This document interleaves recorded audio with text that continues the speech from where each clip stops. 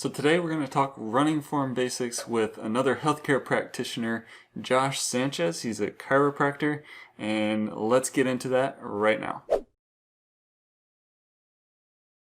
How's it going, runners? My name is Justin Thompson. I'm your average running PT, and I help the average runner achieve their own personal elite status. If that's something you guys are into, then go ahead and click that subscribe button and hit the bell so you know when the next video comes out. Let's jump into the interview. All right, guys, so we're here today with Josh Sanchez, and we're going to talk a little bit about running form today. So Josh is a chiropractor based in Portland, you said? Yeah, Oregon? Portland area. So he's a few hours outside of my time zone, so we had to kind of figure out the timing on this, but that's all right. But he is wearing Gator gear, and he's part of Gator Nation, so that's something that we've got in common there. So that's awesome. So Josh, tell us a quick little bit about yourself and about your chiropractic practice, and also a little bit about. We'll talk a little bit more about your running channel at the end. Okay. But tell us a little bit about your chiropractic practice. What up, fam? So my chiropractic practice right now is going all right. I do have kind of travel around. I've had travel around a little bit. My niche is athletes and runners because that's what I deal with. And obviously being a chiropractor, I do a lot of soft tissue, a lot of manipulation, some exercises, but Justin is the expert on the physical therapy. So I could pick his brain a little bit, but yeah, I mean, chiropractic is chiropractic. It's just about, the holistic approach of getting the body to function better. Old school chiropractic is manipulate, the spine, the nervous system controls the body. But I just believe there's more to the picture than that. So I'm really big on biomechanics, joint mobility, all those things. So. Great. I think you and I are on the same wavelength there for sure. Yeah. All right. So what we're going to do today, we're going to talk a little bit about running form, and we're going to kind of go back to the basics and talk about three things that I think everybody needs to have a little bit of a grip on, and we're just kind of discuss between the two of us what we think, and we may play a little devil's advocate with each other as well, as if we have a patient who's fighting us on some of the recommendations that we might make or something. Yeah. So, all right. So first thing I want to talk about is cadence, and it's something that we hear a lot about in terms of like elite athletes, and kind of the ideal cadence is somewhere around 180 steps a minute. And I wanted to get your thoughts on if that is kind of the rule, or if that's something that is flexible depending on the person, depending on the person's body type, things like that. So I would say like you said, the magic number is around 180, and that may have to do with that torque, that rotation that goes down yields the least amount of force that would transmit up the chain, right? Less time spent on the ground, less forces going in those tendons before you offload through the push phase. So I wouldn't say that you should consciously, as a runner, if you're having a hard time getting up to 180, consciously think that you have to run 3 steps a minute, right? 60 times 3, or trying to get up to 180. They check things in runners that as you become more and more fit, as an average runner or just getting into running, naturally your cadence will pick up closer to 180. So, I mean, obviously, for me, I need to work on that. It could be a lack of all kinds of things. Maybe about triple extension or too much ground contact time leads to more injury, Achilles issues, plantar fasciitis kind of thing. So it could benefit from increasing that cadence, but you shouldn't have to. The goal is not to subconsciously have to think about, oh my gosh, I have to run 180 steps a minute every minute.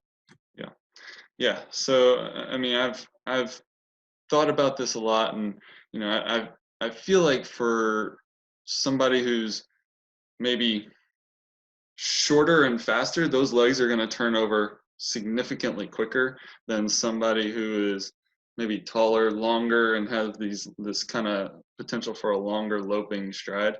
For Yeah. myself, I'm 6'1" and I've got pretty long legs. For me, getting up to 180 is a challenge. Yeah. And so it's something that I feel like there's a little bit of flexibility there. Yeah. But again, it shouldn't feel like you're struggling or having to work really, really hard in order to get to that 180 number. Yeah.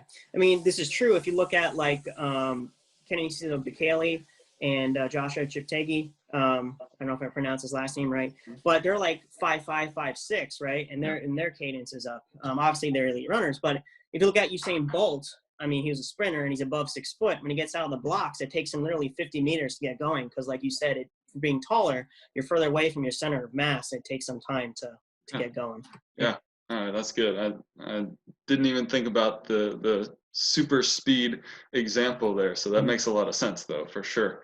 All right, next thing I want to talk about. So let's talk a little bit about posture, and are there certain cues that you like to give your runners and people for good posture? Is there certain things that you're trying to pick out that's like, all right, you need to fix this? Because obviously everybody's body type is different. Everybody looks a little different when they're running, but are there certain kind of across the board kind of things that you could potentially tell people out there? So when it comes to posture and running, I would say that the biggest thing is obviously strengthening the glutes and hip stabilizers, right? More so posture from, I would say, from where your center of mass is, right, which is in front of your sacrum, than it is from up above, leaning forward. Now, when it comes to running, there are certain cues and certain positions that technically would make you more efficient as a runner, such as a slight forward lean, right? So you're not leaning way back and wasting energy, slight forward lean. Don't look at the ground. You're looking straight up ahead of you, right? We can talk about hills and stuff maybe another day, but those are the main two. You should probably look at yourself in the mirror, like when you do a squat or when you're running on the treadmill, and watch how your legs, dip in and whatnot on each side, and look at that, that hip stability is the most important thing. The rounded shoulders could be coming from a combination of your center of mass from the bottom part of your body, going back because your glutes are weak. This is my theory, maybe more on this. So the body's going to compensate by going forward. A lot of the population sits a lot and stuff. So, I mean, stop going off on a tangent is basically shoulders back, head forward, slight forward lean from the hips, and pay attention to how you're landing, which I'll probably get to that in a sec. Yeah. So, one of the things that I tend to find a lot is because, as you mentioned, there's a lot of sitting that goes on in our culture. A lot of people's jobs are at desks, at computers and things like that. So you're sitting a lot, so people's hip flexors get shortened up quite a bit. So whenever their hip flexors shorten up, then that immediately starts to tilt their pelvis forward. And then the compensation is then to kind of arch their back in the opposite direction to try and bring themselves up. So I think there are certain kind of musculoskeletal things that need to be addressed in order for people to even achieve a good kind of upright and neutral posture, or to have a neutral spine kind of a position as well. It's because whenever you've got this kind of extra arch or bend in your back, you're losing a lot of power through your spine there. So I think posture is extremely important, especially there in the spine, but it comes from, I think, a lot from those hips being, and you mentioned the hip stability, you mentioned that as well, the glute strength, the hip stability, and that working together with some lengthening out the hip flexors a little bit will all kind of bring everything a little bit more into a neutral position. Also, there's an awareness that people have to have too. Because we can easily get lazy and just fall into those positions anyway, even if we have the strength and the mobility to do it. So just some of my thoughts to kind of throw on top of what you had there. So all good stuff though. Now let's talk a little bit about foot strike. All right. So and when I talk about foot strike, I want to talk a little bit about the where and the how. All right, so where does it land under the body and how is it landing? Is it hitting on the heel? Is it hitting in the midfoot? Is it hitting on the forefoot? And what are your thoughts about those kind of things and how that all works together? And should everybody be doing the same kind of pattern, or is there variability there too? So the efficiency of debate, and you see this a lot, is, oh, I'm a heel striker, right? And they'll show pictures of Prefontaine, landing on his heel, in his prime when he was alive. And then, oh, I'm a midfoot striker, or pro runners are midfoot strikers. They've done small studies where they've taken maybe the top 20% of finishers at like local 5Ks and stuff, 80% of those top 20 were actually midfoot strikers. And it would make sense to land more midfoot. And we'll talk about, and also you can bring it up on the type of landing, where you should land on the foot.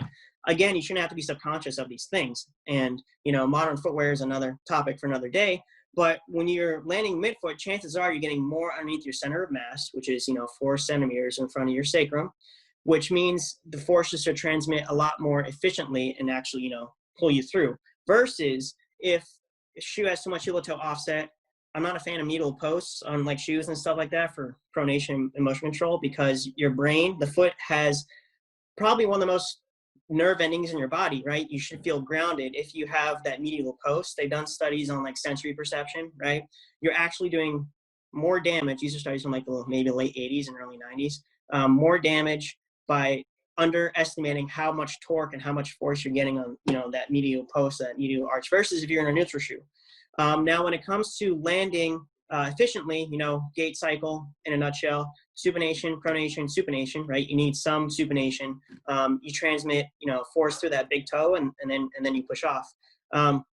Like I said, so like if you look at the bottom of a shoe, if you go to all these lot of running forums like on Facebook, they're like, they show the bottom of the shoe. I never had this issue, maybe because it's shoes, maybe because over the years I've made myself more efficient. I would say that when I was a younger runner, I would have more wear and tear on like the outside sole, over supination, or maybe too much pronation, or people laying on the heels, right?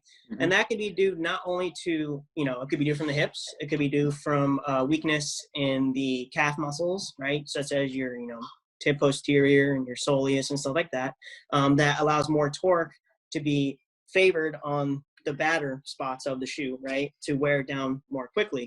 So when it comes to foot strike, it's pretty much, as you get more efficient over time, your body should naturally make yourself more efficient. Mm-hmm.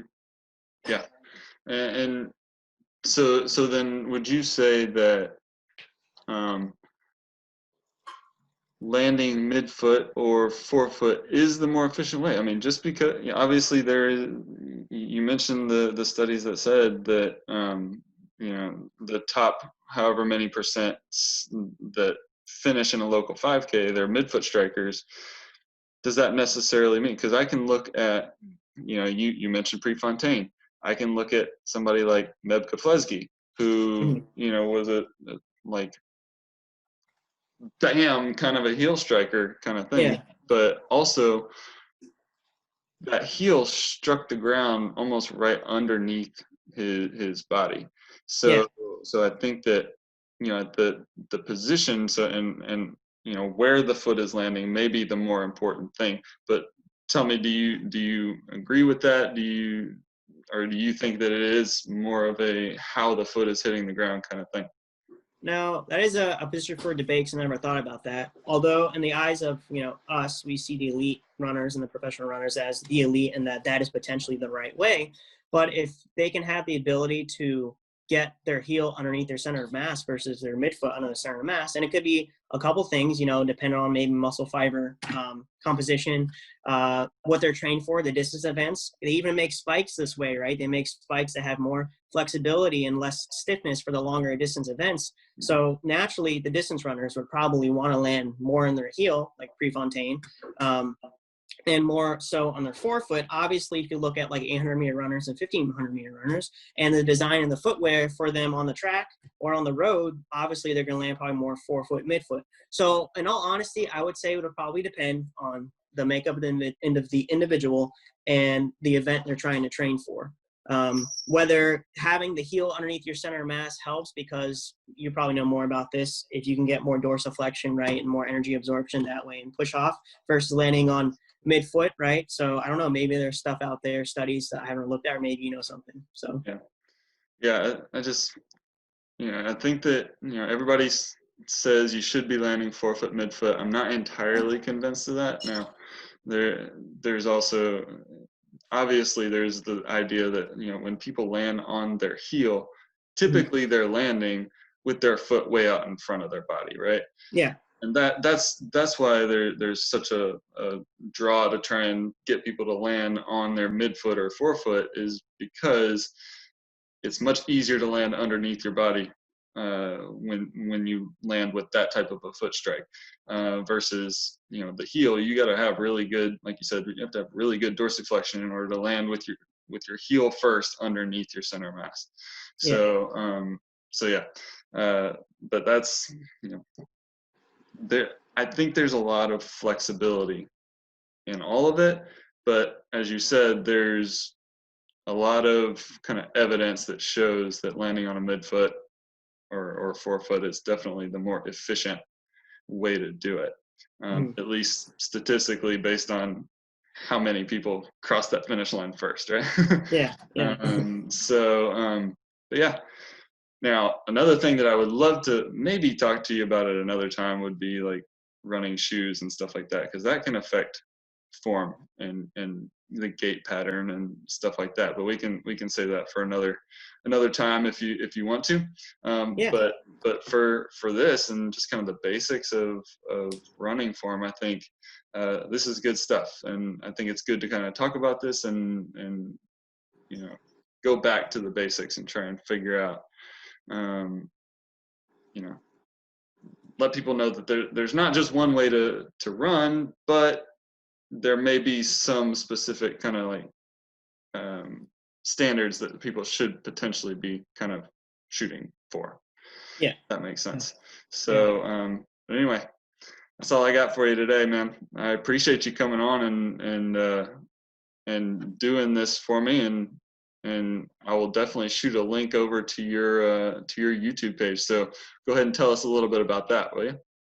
All right. Yeah. So my channel is called In the Long Run, and I've been pretty consistent probably for the last 5 or 6 months, and it's growing, which is a good thing. I would say right now, I used to do a bunch of videos. When COVID started, I had more time to do things, and I started getting burnt out doing 5 videos a week. So now I only do about 2 videos a week. Maybe I might throw a surprise third video in there. Tuesdays, I typically post a vlog. Athlete special, Zach Levitt, very fun type video on Tuesdays. And on Fridays, I'll post something maybe more educational, like most recently, how to get the most out of your long run, or I don't know, different chiropractic type videos, what I would do to treat Achilles tendonitis in the office or plantar fasciitis in the office, stuff like that. So stuff on like things I would do to help my runners or patients get better, or things you guys can do that if you're training at home, whether for whatever event it may be, and you may be in high school or older, maybe just getting into running.